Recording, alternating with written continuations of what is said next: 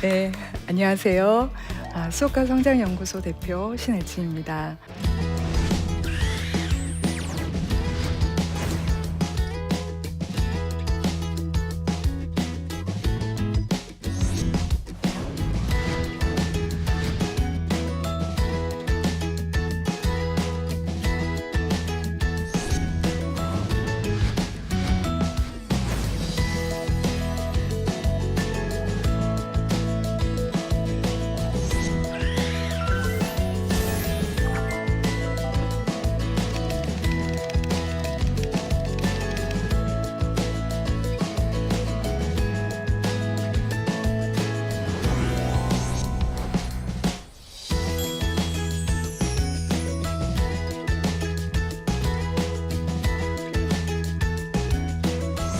네, 우리가 수업을 하게 됐을 때 그 최종적인 도착 지점은 어딜까요? 수업을 하는 이유는 뭘까요? 우리가 뭔가 가르치고 있다면 어떤 상태를 바라는 걸까요?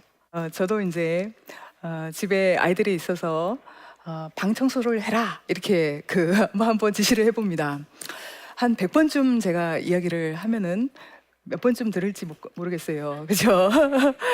한두 번 정도 할까요? 나 그 횟수가 제가 이렇게 꿈꿔봅니다. 궁극적으로는 내가 청소해라고 말하지 않아도 예, 어느 순간 딱 그 집에 들어가 보니까 온 집안이 깨끗하고 방안도 깨끗하고 아이가 어떻게 된 거예요? 자발적으로 제가 뭘 얘기도 하기도 전에 한 것이지요. 어쩌면은 저는 그 상태를 꿈꿀지도 모르겠습니다. 그런데 그것은 가장 이상적인 상태입니다. 가장 안 좋은 경우는 뭘까요? 제가 100번 아니라 1000번쯤 청소해 이렇게 이야기를 했는데도 전혀 개의치 않고 오히려 더 지저분하게 만드는 것. 그죠? 제가 얘기하는 것과 학습 사이, 실제로 그 행동의 변화 사이가 너무 먼 것, 그것이 가장 바람직하지 않은 상태라고 볼 수가 있습니다. 대부분의 경우 우리가 교육을 하게 될 때 우리 아이들과의 관계 속에서 경험하게 되는 것은 A나 C의 상태라기보다는 B의 상태입니다. 그렇죠? 어느 정도는 배우고 어느 정도는 배우지 않고 아마도 우리가 수업을 하게 될 때 궁극적으로 꿈꾸는 것은 점차 이 간극이 좁혀져서 우리가 이야기하는 것을 아이들이 더 많이 이해하게 하면 좋겠다. 이것을 꿈꾸게 되겠죠. 네. 근데 이렇게 학습이 일어나도록 하기 위해서 어떻게 하면 좋겠는가? 그것이 계속해서 바뀌어 왔어요. 그 방법이. 우리에게 이미 익숙한 방법도 있고 좀 익숙하지 않은 방법도 있습니다. 가장 익숙한 방법이 행동주의적인 방법입니다. 행동주의에서는 이렇게 얘기합니다. 가급적 가르치려고 하는 것을 구체적으로 얘기하세요. 네, 구체적인 내용을 반복적으로 이야기하면 아이들이 배우게 될 겁니다. 하기 싫어하죠? 그러면 보상이 주어지면 좋아요. 이렇게 이야기를 합니다. 어떤가요? 익숙하지요? 예. 그래서 우리는 그 수없이 많은 날들을 깜지를 채우며 보냈어요. 맞나요? 예. 반복해서 읽고 외우고 하는 것을 우리가 생각하는 공부의 전부라고 생각한 적도 있었습니다. 이렇게 하다 보니까 뭐 사람이 동물도 아니고 뭐 자꾸 그 상을 주고 이래야 움직이는 그런 존재 아니잖아요. 예, 그죠? 뭔가 사람은 이해를 하기도 하고 판단을 하기도 하고 그런 존재가 아닌가요? 하는 생각을 할 수 있겠죠. 그것이 바로 인지주의적인 관점입니다. 무의미하게 반복적으로 외우는 것보다는 그렇게 자꾸 의미를 알게 해서 학습이 일어나도록 하는 방법이 인지주의적인 방법입니다. 그래서 선생님이 이렇게 생각을 했어요. 이런 질문을 던져보면 어떨까? 아이들에게. 내가 천연왕국을 하나 세우는 거야. 나라 하나를 만드는 거지. 아이들이 그 게임도 하고 막 그러잖아요. 나라 만드는 게임 많죠. 그런다고 했을 때 그 나라에 뭐가 있어야 될까? 이제 막 물어봤어요. 그러니까 아이들이 뭐 땅도 있어야 되고요. 또 뭐 군사도 있어야 되고요. 여러 가지 이야기를 좀 했습니다. 어때요? 뭘 한 거지요? 좀 생각을 하게 한 거죠. 제도 외워 이것이 아니고 제도가 필요하겠네 이렇게 생각할 수 있도록 그 상황을 좀 이해할 수 있도록 만든 것입니다. 그렇게 하고 나서 이제 하나하나 제도를 가르쳐 줍니다. 어떻게 해요? 정치도 필요하겠지. 왕이 힘이 세야 되잖아. 근데 왕의 힘을 넘보는 고작들도 있을 때 어떻게 했을까? 이제 해서 그 제도의 필요성들을 하나하나 이제 설명해 갈 것입니다. 좀 이해하도록 한 다음에 내용을 습득하도록 하면은 훨씬 이해가 잘 될 수 있을까요? 예, 행동주의 다음으로 학교에서 가장 많이 사용하고 있는 그 관점, 학습이 이렇게 하면 잘 일어날 걸 하는 것이 바로 인지주의적인 관점입니다. 이렇게 학습 내용 자체를 잘 조직해주고 그 필요성을 이해시키면 도움이 될 것 같아요. 이렇게 하는 것이죠. 이 정도까지 선생님이 신경을 썼다면 공부를 다 잘해야 되겠죠. 어때요? 그게 그래 맞죠? 그런데 이렇게 함에도 불구하고 여전히 그건 내가 왜 나를 세워야 돼요? 이럴 수 있습니까? 없습니까? 네. 그리고 더 한번 생각해 볼까요? 이 아이들이 학교를 졸업하고 나갔을 때에는 그렇게 많이 익혀둔 그 지식들이 어쩌면 한 번의 검색으로 인터넷에서 짜르륵 찾을 수 있을지도 모르겠습니다. 그렇다면 우리 아이들에게 궁극적으로 남아야 하는 것은 무엇일까요? 지식 그 자체라기보다는 지식을 활용할 수 있는 능력이라고 보는 것이 더 맞겠습니다. 그죠? 그리고 우리가 배우지 않았지만 우리의 일상 속에서 다양한 상황들을 접하게 되었을 때 그것을 어떻게 해결해 갈 수 있는가? 문제 해결 능력이라고도 볼 수 있겠습니다. 그렇죠? 근데 그것을 길러주기 위해서는 학교에서의 학습의 방법도 달라져야 한다고 보는 것이 최근의 교육의 어떤 경향이라고 볼 수 있겠어요. 구성주의적인 관점은 조금 생소할지도 몰라요. 그런데 내용을 잘 들어보면 그렇게 어려운 것은 아닙니다. 방금 얘기했던 것처럼 교과서에 있는 지식이 나의 삶의 경험과 어떻게 연결되는 거지 하는 것을 잘 깨닫도록 하고 실제 내용을 가르친다는 것입니다. 그렇죠? 그것은 단지 이해 차원이 아닌 거예요. 예를 들면 고려시대에 여러 가지 그 제도가 만들어지는 것을 학생들과 미리 그래 봐 너희들 나라 만든다고 했을 때 뭐가 필요하겠어? 방금 전에 그렇게 이해하고 넘어갔었죠. 그럼 훨씬 공부하기가 좋아지죠. 근데 제가 실제 그 수업하는 것을 잘 봤습니다. 그 학교에 가서 선생님이 역사 수업을 아주 열심히 그렇게 하는 것을 봤는데 한 가지 문제가 생겼습니다. 선생님은 당연하게 생각하는 어떤 부분들, 즉 제도가 왜 필요한가에 대해서 아이들이 당연히 깨달을 것이라고 생각을 했어요. 예를 들면 우리 한번 생각해 볼 수 있지 않습니까? 어떤 사람은 세금을 많이 내고 어떤 사람은 적게 내고 또는 어떤 사람은 농사를 지어서 누군가에 갖다 바치고 근데 어떤 사람은 안 바치고 그런 것을 체계적으로 정리해 놓은 게 뭐죠? 그렇죠. 그것이 제도라고 볼 수가 있잖아요. 그런데 아이들은 아무리 이야기를 해도 똑똑한 내지는 어디선가 들어봤던 그 내지는 역사를 좀 좋아하는 친구들은 그것을 이야기를 했을 때 아주 잘 이해를 합니다. 그렇죠? 그런데 많은 친구들은 아무리 설명을 해줘도 도대체 그것이 나와 무슨 상관이 있는가? 이 표정을 짓고 있었어요. 그 아이들을 야 시험에 나온다니까 시험 이렇게 하면 동기부여가 될 것입니다. 시험에 나온대.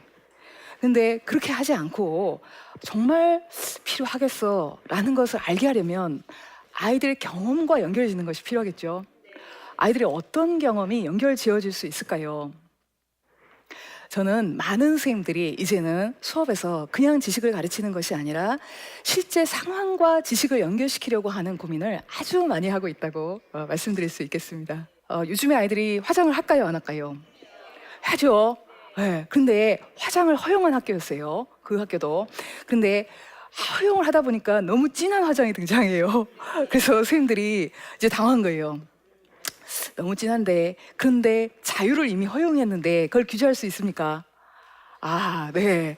그래서 또 복장도 자유롭게 허용을 했습니다. 그런데 그 복장 중에는 선생님 마음에 너무너무 안 드는 복장도 있을까요? 없을까요? 조금만 치마가 길면 안 되겠니? 라고 말했을 때 학생들이 반발할 것 같은 거예요. 그래서 선생님이 뭘 생각했을까요? 네, 규칙을. 그래서 학생들에게 우리에게 자유가 주어졌어. 그건 사실이야. 그건 변함없어. 그런데 서로 너무 보기 안 좋으면 안 되잖니? 예뻐야 되잖니? 근데 너무 안 예쁘게 화장하는 경우도 있더라고. 자, 그지? 그래서 우리 너무 심하지 않게 어느 정도의 선이 적정한지 우리 한번 생각해 볼까? 아이들이 어떻게 했을까요? 싫어요 했을까요? 예, 그래요? 한번 규칙을 막 만들어 봤습니다. 아이들이 만든 그 규칙을 가지고 적용하게 됐을 때는 별로 반발이 없겠죠. 네.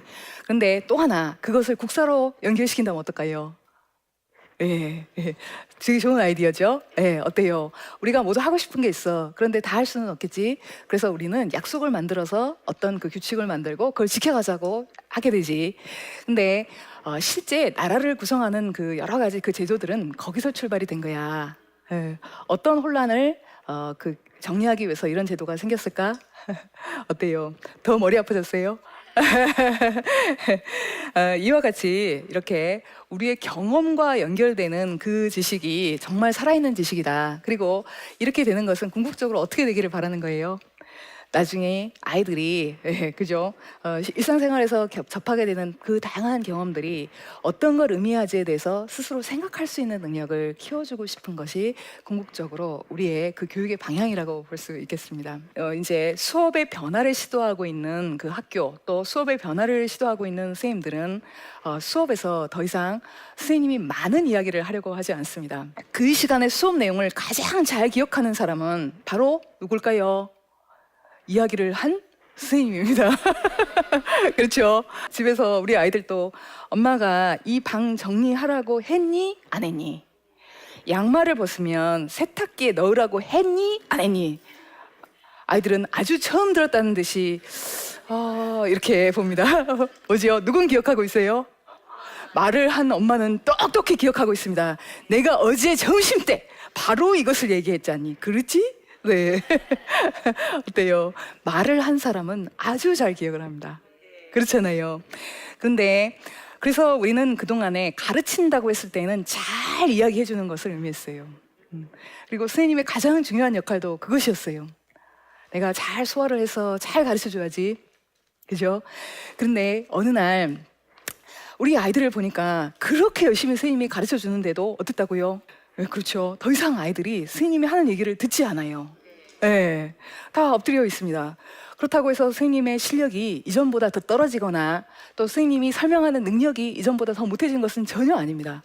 오히려 더 많은 선생님들이 더 많은 지식을 가지고 더 잘 가르치려고 노력을 했을 것입니다. 네, 이제 만약 선생님이 이야기를 한 내용을 잘 기억한다면 아이들도 말을 시키지 뭐. 어때요? 그죠? 네. 지금 이 자리에서 되게 열심히 말씀을 해주시는데 집에 가면서 생각나는 게 사실 별로 없을지도 몰라요. 근데 어떤 내용은 잘 기억하냐면 같이 이렇게 호흡을 맞추면서 뭔가 얘기해 본 것이 있다면 그것은 아주 기억이 잘 나올 수 있습니다. 네, 듣는 것보다 말하는 게 기억이 많이 남고 말하는 것보다 더 기억에 남는 게 있어요. 뭐죠? 해보는 거. 그죠? 그렇겠죠, 당연히. 그 맞아요. 그래서 우리가 잘 말하도록 하는 것보다는 그러니까 내가 잘 말하는 것보다는 잘 말하도록 하는 게 중요합니다. 그래서 말을 하도록 한다는 것은 내가 말하는 것보다 훨씬 어렵습니다. 어떻게 되죠? 말할 수 있는 기반을 마련해 줘야 합니다. 어떻게 해요? 지식도 어느 정도는 알려줘야 합니다. 내가 그 말을 하고 싶도록 논쟁을 때로 붙이기도 합니다. 자, 여기에 환경을 개발해야 된다고 생각하는 사람 찬성. 또 절대 환경은 개발하면 안 되고 뭐 보존해야 된다. 나는 절대 반대. 자, 한번 손 들어볼까? 자, 각각의 입장을 가지고 한번 토론해보자고. 어때요? 지금 선생님이 뭐 한 거죠? 싸움 붙인 겁니다. 그렇죠? 때로는 이렇게 하는 것이 필요합니다. 근데 아이들이 보통 때 환경에 대해서 엄청나게 생각했을까요? 그럴 리가요. 그잖아요. 근데 생각해보게 하는 것입니다. 생각해보고 말하게 하고 그것을 통해서 배운 것을 정리해보도록 하고 우리의 수업 방식이 학생을 중심으로 하는 수업 방식으로 그렇게 바뀌어가고 있는 것입니다. 선생님들에게는 쉬울까요? 어려울까요? 네. 이렇게 물어봤는데 방향을 전혀 다르게 대답을 하면 어떨까요? 네, 제가 당황하겠죠. 마찬가지의 그 매우 당황스러움을 선생님들이 아이들에게 말하게 하는 순간 경험합니다. 그렇겠죠. 선생님들은 이전에 차라리 내가 말하는 게 좋았어요. 그게 더 편했던 것 같아요. 가끔은 그때가 그리워요. 이렇게 이야기를 하기도 합니다. 그러나 이미 시작된 그 수업의 변화는 더 이상 학생들이 가만히 앉아있는 것, 그것을 못 견디는 그 시기가 이미 된 것 같아요. 그렇죠? 그래서 아이들은 참여할 때 더 살아나는 그 모습을 보게 됩니다. 그리고 이전보다 선생님의 고민은 더 많아지게 됩니다. 왜요? 변수가 더 많아졌기 때문입니다. 그리고 이전에는 사실 여기 이제 그 친밀성도 있고 친해야지 되겠죠. 그래야 더 얘기를 잘하겠죠. 또 친하기만 하면 될까요? 친해서 막 돌아다니면 어떨까요? 그렇죠. 막 아무 얘기나 막 하면 어떨까요? 선생님, 제가 어제 TV 드라마를 봤는데 너무 재밌어가지고 이렇게 수업 시간에 갑자기 이야기를 하면 어떨까요? 그것도 안 되죠. 그래서 친해지는 것도 중요하지만은 이런 수업이 되도록 하기 위해서는 적절하게 경계, 해야 되는 것과 하지 않아야 되는 그 경계를 잘 맞는 것 역시도 매우 중요해집니다. 그래서 이전보다 지켜야 되는 질서와 그 친밀하게 서로 이야기를 나눌 수 있는 그 분위기를 어떻게 균형을 잡을 수 있는가 하는 지점이 훨씬 어려워졌다고 볼 수 있겠습니다. 저는 우리 선생님들과 그 이야기를 많이 합니다. 선생님마다 다 이유는 달라요. 그러나 경계 세우기는 단지 선생님이 수업을 잘하기 위해서 필요한 것이 아니에요. 막 그 학생들이 떠든다면 어떨까요? 다른 학생들이 수업에 참여하는 것이 매우 어려워지겠죠? 그렇죠. 예.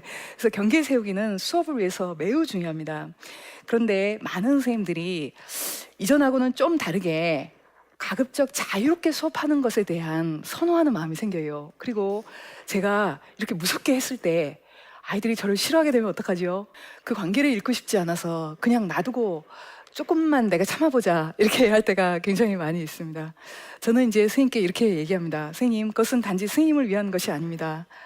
우리 아이들을 위한 것입니다. 우리 선생님이 어느 정도 어떤 정도가 수업을 방해하지 않는 선인지 오히려 선생님 말씀해 주시는 것이 좋습니다. 우리 선생님들이 또 학교에서 가장 고민하는 것 중에 한 가지는 혼자 공부하는 것이 아니라 함께 공부하는 것입니다. 네, 한번 볼까요? 고등학교 수업 시간입니다. 확률에 대해서 선생님이 말씀하셨습니다. 그리고 나서 한번 수학 문제를 풀어보는데 잘 모르면 옆 친구에게 물어봐도 좋아. 또 서로 가르쳐주면서 하면 좋겠어. 자, 이 모습을 보고 학부모의 입장에서 우리 아이가 되게 잘하는 아이라면 그 시간에 옆에 친구에게 가르쳐주고 있는 모습을 보고 기뻐요, 속상해요?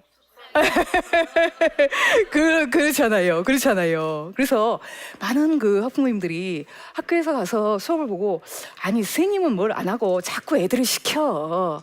그럼 되겠어요? 이렇게 가끔은 그럴 때가 있어요. 또는 아니, 우리 아이는 그 다음이 바쁜데 왜 자꾸 옆에 아이를 가르치라고 하는 거예요? 어때요? 그런 마음이 들어요, 안 들어요? 맞아요. 우리는 어떤 그 선택의 지점이 있냐면 혼자 잘하는 것과 함께 잘하는 것을 선택해야 되는 그 지점에 있습니다. 어떨까요? 저는 이것은 가치관의 문제라고 생각합니다. 그런데 가장 잘 배우는 방법 중에 하나는 내가 말해보는 것, 실제로 경험해보는 것이라고 했죠. 네, 그 경험 중에 가장 좋은 경험 중에 하나는 선생님이 돼보는 경험입니다. 그렇죠. 있으신가요? 혼자 문제를 풀 때는 엄청 안 됐었는데 누군가 와서 질문을 했는데 그것을 풀어주다 보니까 엄청 잘 되는 거 경험하신 적 있나요? 네. 우리 아이들은 꼭 그렇게 실용적인 목적이 아니라고 하더라도 함께 살아가는 것을 배워야 하는 세대에 들어와 있습니다. 학교에 가게 되었을 때 가장 어려움 중에 한 가지는 각 가정에 자녀가 하나라는 것입니다. 협력하는 것을 배우기를 매우 어려워합니다. 어떨까요? 이것은 하나의 가치관입니다. 경쟁하면서 조금 앞서갔으면 하는 그 마음이 왜 저라고 없겠습니까? 다 있습니다. 그런데 우리 아이들이 살아갈 세상은 어쩌면 혼자 똑똑해서는 살 수 없을지도 몰라요. 그럼 그것을 어디서 배워야 할까요? 이미 앞에서 말씀드렸던 것처럼 정보는, 지식은 어디서 배울 수 있다고요? 네, 인터넷에서 배울 수 있어요. 그죠? 그런데 관계는요? 함께 살아가는 방법은요? 그것은 실제 관계의 경험, 정말 뭐 지지고 볶고 싸움도 해보고 속상해도 해보고 화도 내보고 하는 그 관계가 아니면 결코 배울 수 없습니다. 우리 아이들이 그것을 배울 수 있는 아이가 되기를 바라시나요? 네. 아마 우리 선생님들도 같은 마음일 것입니다. 그래서 그렇게 협력하는 것을 배워가고 할 수 있도록 자꾸 그 장을 열어주는 그 수업이 우리 수업의 지향점으로 지금 학교 현장에는 되어지고 있습니다. 우리 아이들에게 가장 중요한 성장의 동력은 자신의 실패를 딛고 일어서는 경험이라고 볼 수 있습니다. 어떻게 해야 실패 속에 빠지지 않고 딛고 일어설 수 있을까요? 누군가 내가 실패했을 때 그것을 수용해주는 경험을 통해서 성장합니다. 집에서는 누가 그 역할을 하게 되죠? 네, 부모님이. 근데 사실 저도 부모이기도 하고 또 가르치는 사람이기도 한데 부모 입장에 대해서 아이의 실패를 바라봤을 때는 꼭 나의 실패 같아요. 견딜 수가 없어요. 의연하게 대처하기가 참 어렵습니다. 어떤 것이 필요한가요? 아이들을 믿어주는 것이 필요합니다. 그리고 학교에서는 어떨까요? 마찬가지입니다. 역시 선생님들은 수없이 많은 아이들의 실패를 보게 됩니다. 같이 만들어가는 수업은 때로 실패할 수 있어. 또 때로는 몰라도 돼. 또 때로는 잘못된 오답을 얘기할 수도 있어. 그러나 그것이 중요한 거야. 그 순간 너는 어떤 생각 때문에 그랬니? 그것은 배움의 시작이야. 라고 하는 메시지를 받는 것이 우리 아이들에게는 가장 중요합니다. 뭐라고요? 같이 만들어가는 수업의 가장 핵심은 무엇이라고요? 우리의 관계가 그 동력이 되는 것이고, 그 관계의 핵심에는 아이들이 약했을 때, 실패했을 때 그것을 받아들이는 우리 가르치는 사람들의 용기가 함께 있어야 되겠습니다.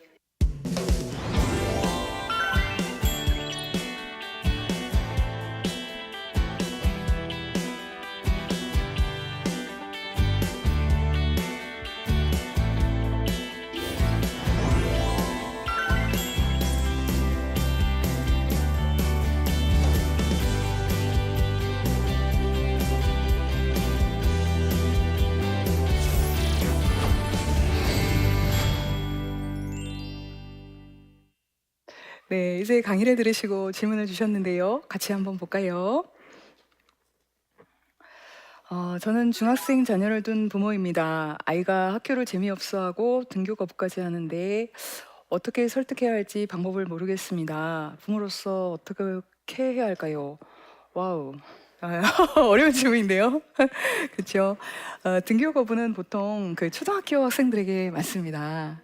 그죠? 예. 그 갑자기 그 나를 온전히 이렇게 품어주고 사랑해줬던 그 가정에서 학교로 가서 뭔가 질서를 지켜야 되고 해야 되는 것과 하지 않아야 되는 것이 있는 그 학교 상황으로 가게 되니까 좀 싫은 거예요. 네, 그렇죠. 그래서 등교 거부는 초등학교 때는 오히려 매우 많은 그 증상이라고 볼 수 있는데요. 여기는 중학교 자녀네요. 중학교 자녀가 등교 거부를 할 때에는 초등학교 아이들이 등교 거부를 할 때보다 훨씬 좀 심각하게 생각할 필요가 있습니다. 어떤 가능성이 있냐면 요즘에 가장 많은 경우가 학교에서의 왕따 경험이 워낙 많아요. 또 학교 폭력도 굉장히 많이 있습니다. 그렇게 아주 심한 경우가 아니라도 친구들 사이에 갈등이 있을 때, 점심시간에 혼자 밥을 먹어야 했을 때, 그렇죠. 그럴 때 아이들은 학교 가는 것이 굉장히 힘들어질 때도 있습니다. 공부가 재미없어서 학교를 안 갈 수도 있을까요? 물론 그럴 수도 있어요. 그런데 그런 경우가 가장 쉬운 경우입니다. 사실은 뭐 잘 모르겠어. 아유 어렵구나. 엄마가 가르쳐 줄까? 이렇게 사실은 그것은 오히려 가장 그 가벼운 원인이라고도 볼 수 있습니다. 오히려 중학교 아이들의 경우는 한참 예민한 사춘기이기 때문에 내가 어떻게 보여지는가, 또 친구 관계에서 나는 어떤 그 아이인가, 그것을 가장 중요하게 생각합니다. 남자아이들은 상당히 그 힘의 서열이 매우 중요합니다. 여학생들은 어떤 집단에 안정되게 내가 늘 이렇게 편안하게 내 얘기를 할 수 있는가, 화장실도 같이 가고 또 매점도 같이 가고 이렇게 할 수 있는가, 그 집단이 있는가 없는가 하는 것이 매우 중요합니다. 그래서 학교 가기 싫어 엄마 그랬을 때는 그래도 가야지 이렇게 하는 그것이 아니고 어떨 때 우리 아이가 우리 딸 또는 우리 아들이 힘들지 하고 반드시 그 이야기를 한번 해볼 필요가 있고, 가서 점심시간엔 누구랑 밥 먹어? 한번 물어보세요. 의외로 밥 먹을 친구가 없다는 것이 엄마나 그 부모님들이나 어른이 보기에는 그렇게 우리는 혼자 밥 잘 먹죠? 아니에요. 근데 굉장히 큰 이유가 될 수도 있습니다. 그래서 그 아이에게는 어떤 그 이유든 등교 거부까지 갔을 때에는 반드시 설득이 앞선다기보다는 공감하는 것이, 그 문제 상황을 잘 이해하는 것이 훨씬 중요하다고 볼 수 있겠습니다. 그다음에 그다음 한번 볼까요? 저희 아이는 학교에 적응을 하지 못해서 홈스쿨링을 계획하고 있는데요. 제가 엄마와 교사 두 가지 역할을 다 잘할 수 있을지 걱정이 됩니다. 어떻게 하면 좋은 엄마이자 좋은 교사가 될 수 있을까요? 와, 정말 고민이 많이 될 것 같아요. 그렇죠? 예, 예. 아이와 함께 그래 힘들어 엄마랑 같이 해보자 이렇게 시작을 한 그 용기를 굉장히 저는 대단한 용기다 이렇게 생각을 먼저 합니다. 근데 아까 이제 말씀드렸던 것처럼 가르치는 사람은 늘 같은 함정에 빠질 수 있습니다. 내가 얘기해 줘야 될 것 같고 내가 알려줘야 될 것 같은 그 부담을 더 많이 느낄 수도 있습니다. 지금 이 얘기에서도 느낄 수 있죠. 좋은 엄마이자 또 뭐예요? 좋은 교사. 그죠? 이전보다 더 많은 부담을 안고 있다는 것을 볼 수 있습니다. 가장 하기 쉬운 실수는 무엇일까요? 그죠? 예상했던 것처럼 공부를 하는 데 있어서 더 많은 책임을 누가 지는 거예요? 엄마가 지는 것입니다. 그렇죠? 그런데 가장 좋은 학습은 아까 뭐라고 말씀드렸죠? 네, 아이가 생각해보게 하고 아이가 탐구하게 하고 아이가 경험하게 하는 것입니다. 어쩌면 그 제도화된 그 학교 과정 또는 제도화된 그 수업 안에서는 그런 것들이 한계가 있을 것입니다. 최대한 우리 학교 선생님들이 그것이 가능하도록 노력을 하지만 역시 한계가 있습니다. 그런데 학교에서는 하지 못했던 그 부분들을 가정에서 다시 시도하게 되었을 때에는 아이가 경험하게 하는 것이다. 그리고 그것을 지켜봐 주는 것이 가장 중요한 역할이다. 오히려 그렇게 생각하시는 것이 이 두 가지 그 부담으로 모두 다 끌어안고 자칫하면 우리 아이가 어떻게 될 수가 있습니까? 엄마를 잃어버릴 수 있습니다. 엄마 대신 스님을 얻을 수도 있어요. 그렇죠? 그것은 결코 바람직하지 않죠. 네, 아이가 시도하게 하고 때로 실패하더라도 그것을 함께 할 수 있는 것, 그것이 좋은 엄마이면서 또 좋은 스님이 될 수 있는 가장 지름길이 아닌가 그렇게 생각을 합니다. 오늘 어떠셨나요? 네.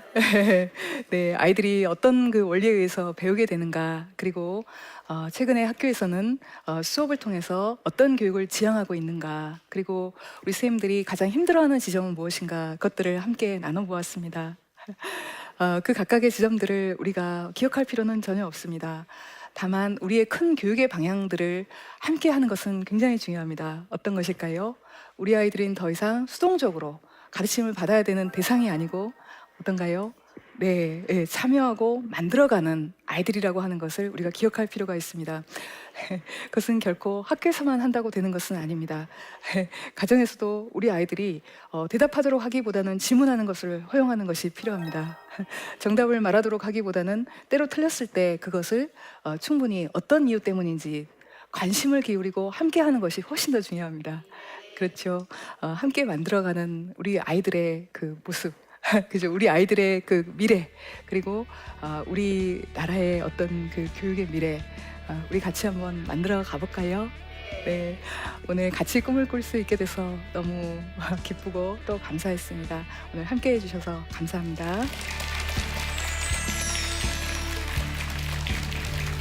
청년부가 사라지는 교회들이 하나둘 늘어나며 한국교회 최대 위기라고 말을 합니다. 그러나 저는 확신합니다. 우리에게는 아직 그루터기가 남아있으며 골든타임이 남아있습니다.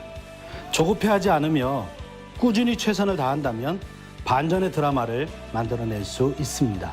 그날을 기대하며 나침반에서 그 방안에 대해 함께 나눠보고자 합니다. 청년 특집 나침반 많은 시청 바랍니다.